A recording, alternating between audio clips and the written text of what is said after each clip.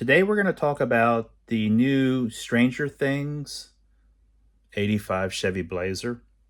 I wanted to show you this now while I still have the interior out of it because unfortunately in model car building, once you put the body on it, sometimes it's really hard to see the detail on interiors. And I'm normally not a big detail interior guy. I mean, I usually just paint it with detailing, but this one I went above and beyond. I actually added the plaid on the seats, what I'm going to show you here in a second, and some other things. So I just want to turn this around and we're going to look at some of the stuff I've done to it. Wheels, stance, color, and attitude, the art of rate.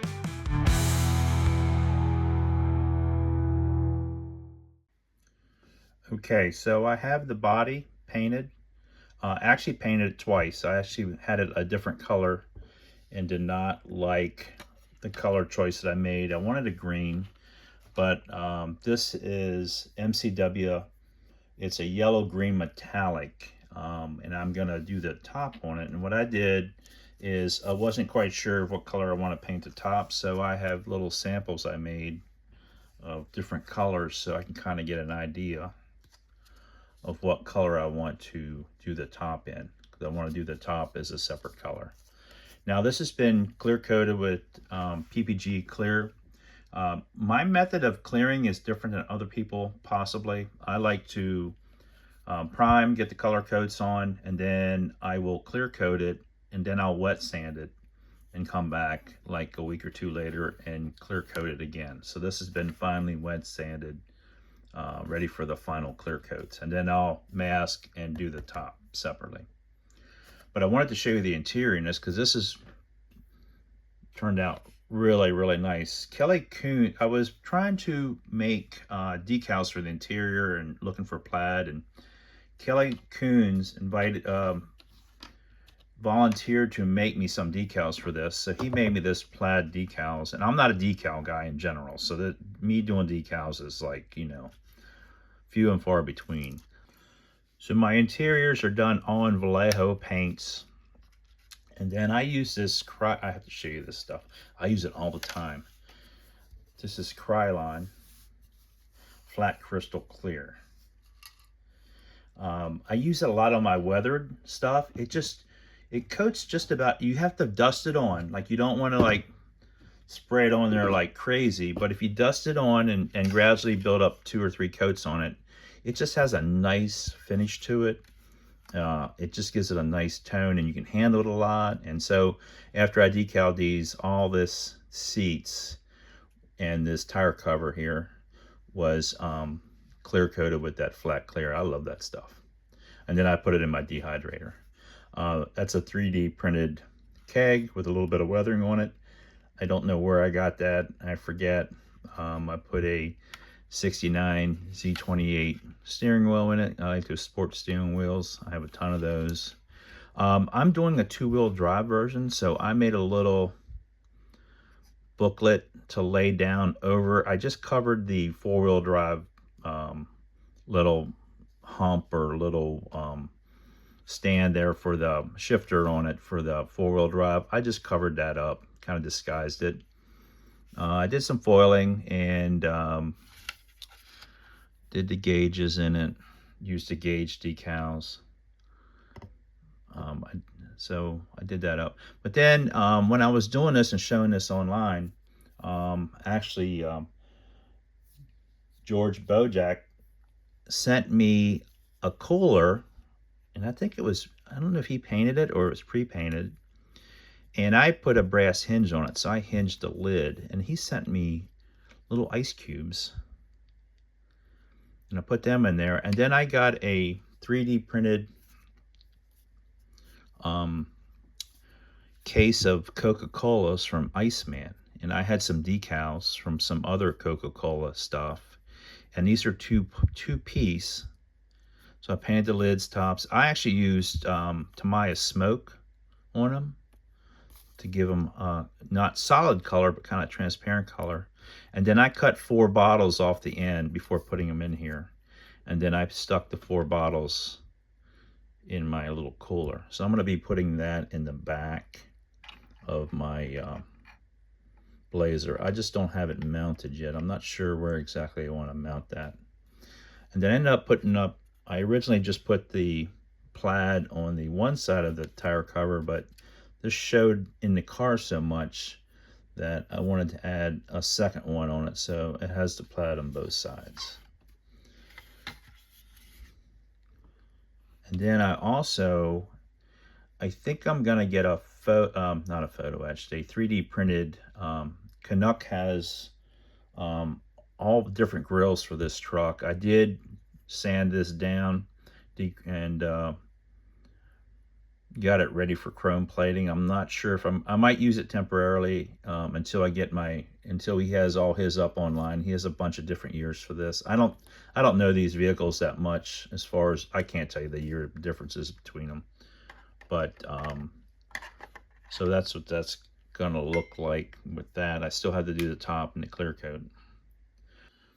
Okay, so here it's mocked up with the body and the wheels. The wheels and tires are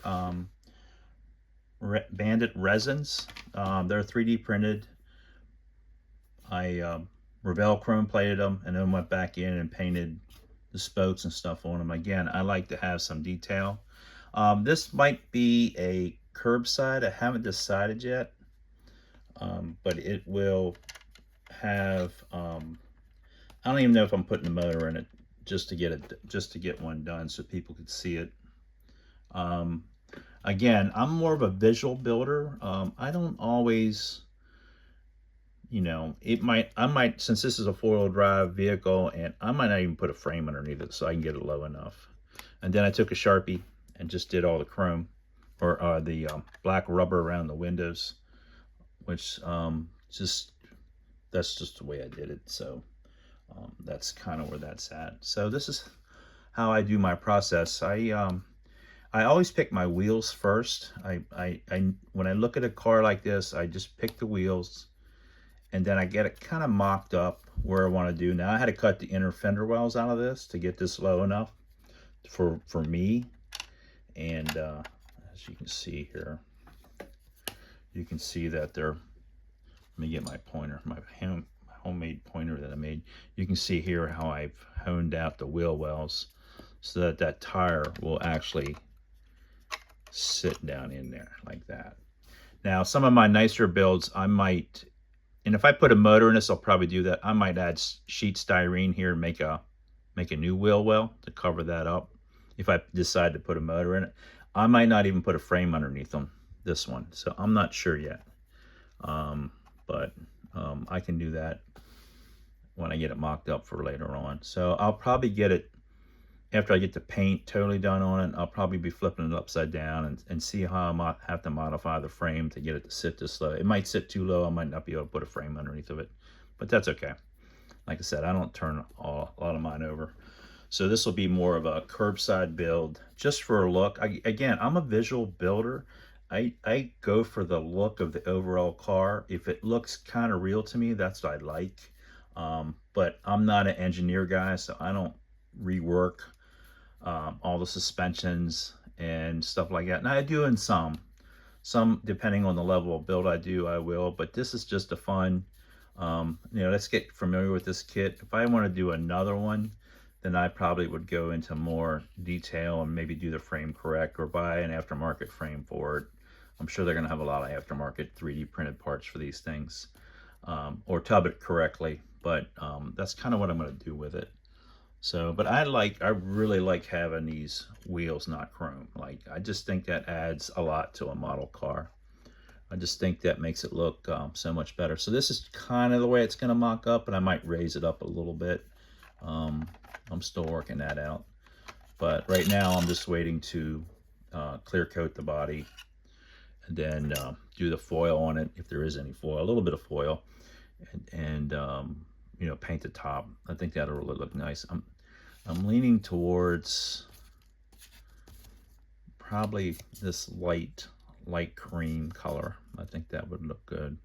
But these will help you if you're not a visual person, these are nice to kind of give you a visual look of what that color is going to look like on that. just so you can see how that works. So I just got to epoxy my cooler in there. I think I'm going to leave the back window off of the kit, or have it like down 3/4 of the way, maybe just have it showing at the very edge, because I want to be able to open this. I don't think I want to, since I hinged this cooler, I don't want to be able to open it up and close it. So I think that would look cool. But that's just a little piece of brass tubing, you know, nothing fancy, just, but it does work nice. So that's unusual for me to do something like that. So, well, just putting plaid on the seats is unusual for me. But I like these interiors are so pretty when they had some plaid in them and stuff. I seen a truck similar to this, not a Blazer, but a pickup truck, and I really liked. Again, I'm not a brown guy, but the brown interior I think really looks good with this color. I think once the clear coat's on, it's really gonna look nice. So that's about it for today. I just wanted to show you this kit with it open, that I could show you the interior, because it's really hard for me to take interior shots, or at least I haven't learned to do it properly. It's just so nice to be able to see the interior before you pop it in there. So we'll see you next time. All right.